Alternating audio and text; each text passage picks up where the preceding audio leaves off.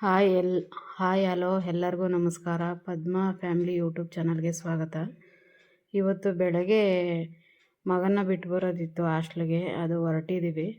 10 ಗಂಟೆ ಆಯಿತು ಅಂತ ಬಸ್ಸಲ್ಲಿ ಹೋಗೋಕ್ಕಾಗಲ್ಲ ಅಂತ ಕಾರಲ್ಲೇ ಡ್ರಾಪ್ ಮಾಡ್ತೀನಿ ಅಂದರು ನಮ್ಮ ಮನೆಯವರು. ನೆಲಮಂಗ್ಲವರೆಗೂ ಕಾರಲ್ಲಿ ಹೋಗ್ತೀವಿ, ಅಲ್ಲಿಂದ ಬಸ್ಸಲ್ಲಿ ಹೋಗ್ತೀವಿ.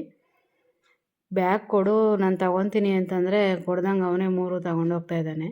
ಬ್ಯಾಗ್ ಎಲ್ಲ ಪ್ಯಾಕ್ ಮಾಡಿಕೊಂಡು ಬೆಳಗ್ಗೆ ಎದ್ದು ಸ್ವಲ್ಪ ತಿಂಡಿಗಳೆಲ್ಲ ಮಾಡಿದ್ದೆ, ಎಲ್ಲ ಪ್ಯಾಕ್ ಮಾಡಿಕೊಂಡು ರೆಡಿಯಾಗಿ ಹೋಗ್ತಾಯಿದ್ದ.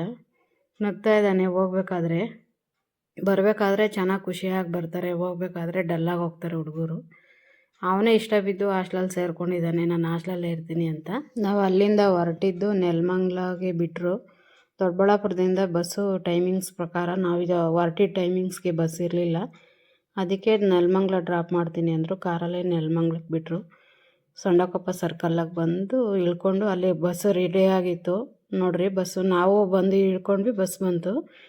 ಬಸ್ಸಲ್ಲಿ ಕೂತ್ಕೊಂಡ್ರೆ ಸಾಕು, 1-2 ನಿಮಿಷಕ್ಕೆ ನಿದ್ದೆ ಮಾಡ್ತಾನೆ, ಸ್ವಲ್ಪ ಹೊತ್ತಿಗೆ ನಿದ್ದೆ ಮಾಡ್ತಾನೆ. ಮತ್ತು ಆಟೋದಲ್ಲಿ ಬಂದ್ವಿ, ಅಲ್ಲಿಂದ ಬೆಳ್ಳೂರು ಕ್ರಾಸಲ್ಲಿ ಇಳ್ಕೊಂಡು ಆಟೋದಲ್ಲೇ ಹಾಸ್ಟೆಲ್ ಹತ್ರಕ್ಕೆ ಹೋಗ್ತಾ ಇದ್ದೀವಿ.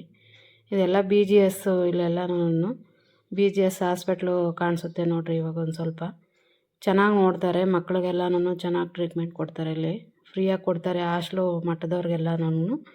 ಇಲ್ಲೇ ಬಂತು, ನಮ್ಮ ಚಿಕ್ಕ ಮಗ ಇಲ್ಲೇ ಇರೋದು ಹಾಸ್ಟ್ಲಲ್ಲಿ.